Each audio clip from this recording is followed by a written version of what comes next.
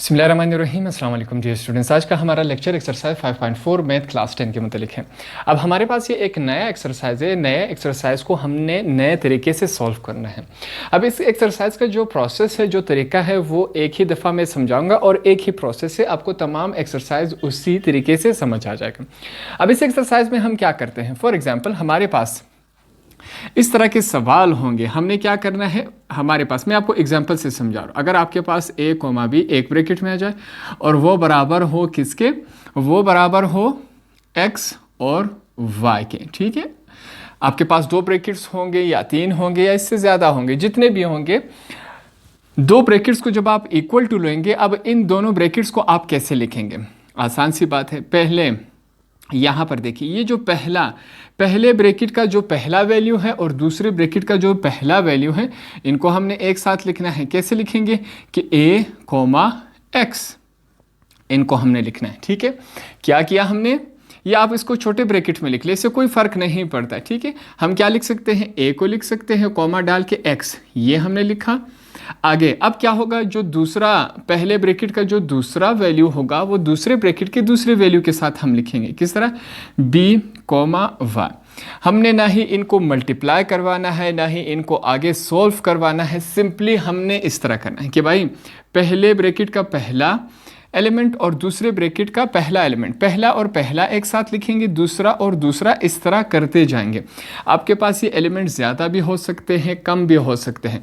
Process इनका यही है, ठीक है। ये आपके पास इस तरह लिखा जाएगा। पहले ब्रैकेट का पहले के साथ आएगा, दूसरे का दूसरे के साथ आएगा।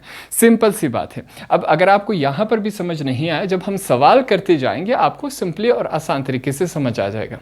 तो हमारे पास क्वेश्चन नंबर 1 क्या है, इफ x के एलिमेंट्स हमारे पास क्या है, a b c d, और y के एलिमेंट्स हमारे पास क्या है, e और f।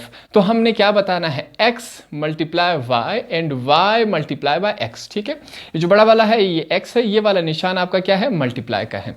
अब हमने इन एलिमेंट्स को देखकर पहले क्या बताना है, x multiply by y। Simply हम ये बताएंगे। सबसे पहले मैं यही करता हूँ कि भाई x मल्टीप्लाई बाय क्या है, हमारे पास y है। हमारे पास मैं पहले x के एलिमेंट्स लिखता हूं। x के एलिमेंट्स हमारे पास दोनों एक साथ ही लिख लेते हैं, इससे कोई फर्क नहीं पड़ता, या अलग अलग करके भी हम लिख सकते हैं। पहले हम x के एलिमेंट्स लिखेंगे a b c और d, ये हमारे पास हुए। अब मैं क्या करता हूं, y के एलिमेंट्स लिखेंगे। सवाल से क्या है हमारे पास, e और f, ठीक है, ये हमने लिखे। अब इन दोनों को मल्टीप्लाई करवाएंगे। क्या है, x multiply by y, x multiply by y। सबसे पहले हम क्या करेंगे, वो x के एलिमेंट्स लिखेंगे। वो हमारे पास क्या है, a b c और d, ये हमने लिखा। कौन सा साइन है बीच में, मल्टीप्लाई का, ये हमने मल्टीप्लाई का साइन लगाया। आगे हमारे पास क्या है, y के एलिमेंट्स लिखते हैं।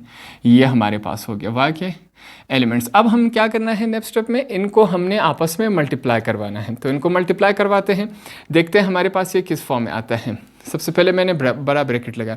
अब क्या होगा, ये जो पहला एलिमेंट है वो इन दोनों के साथ मल्टीप्लाई होगा। कैसे आएगा हमारे पास, a जब e के साथ, इनको हमने इस फॉर्म में लिखना है, ठीक है। सिंपली आपने इसको इस फॉर्म में लिखना है, आगे मल्टीप्लाई नहीं करना है। अब a जो है वो f के साथ लिखा जाएगा इस शक्ल में, कॉमे की शक्ल में, ये हो गया। अब हमने क्या करना है, ये जो b है वो इनके साथ लिखा जाएगा। b लिखेंगे, साथ में क्या है, e, ये हमने ब्रैकेट क्लोज कर दिया।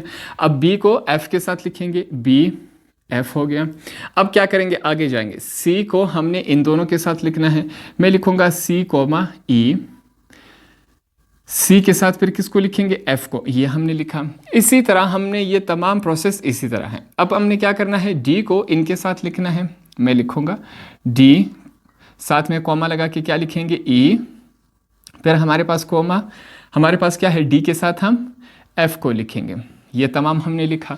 अब पहला, जब x को हम y के साथ मल्टीप्लाई करवाएंगे तो आपके पास आंसर ये आएगा, ठीक है। ये पहले x और y का मल्टीप्लाई जब हमने किया, आंसर आपके पास है। अब दूसरी तरफ हम चलेंगे, हमारे पास नेक्स्ट क्या है, y मल्टीप्लाई बाय x। इसको हमने क्या करना है, फाइंड आउट करना है। अब सबसे पहले मैं क्या लिखूंगा, y के एलिमेंट्स हमारे पास क्या है, e और f, e कोमा f, ये हमने लिखा। मल्टीप्लाई, दोनों को एक साथ लिखेंगे। सॉरी, यहां पर मैं क्या करता हूं, आपने लिखना है y मल्टीप्लाई बाय x।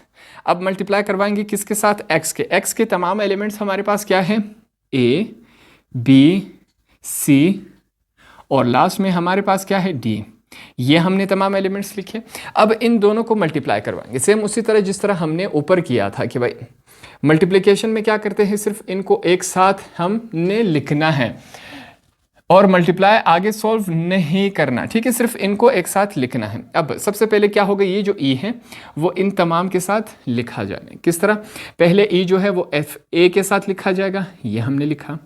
फिर e जो है वो b के साथ लिखा जाएगा, ये हमने लिखा। फिर e जो है वो c के साथ लिखा जाएगा।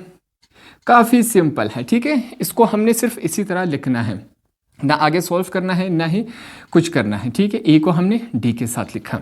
अब नेक्स्ट स्टेप में क्या करेंगे, ए को तो हमने चारों एलिमेंट्स के साथ लिख दिया। अब क्या करेंगे, ये जो एफ है एफ को इन चारों के साथ लिखेंगे।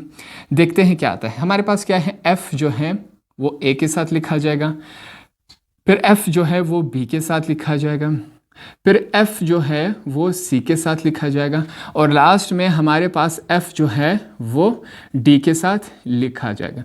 ये हमने लिखा। ये हमारे पास क्या आया, हमारे पास y मल्टीप्लाई बाय x का आंसर आया। दोनों आंसर हमने फाइंड आउट कर लिए। अब इस एक्सरसाइज के तमाम जो क्वेश्चंस हैं वो हमने इसी प्रोसेस से करने हैं।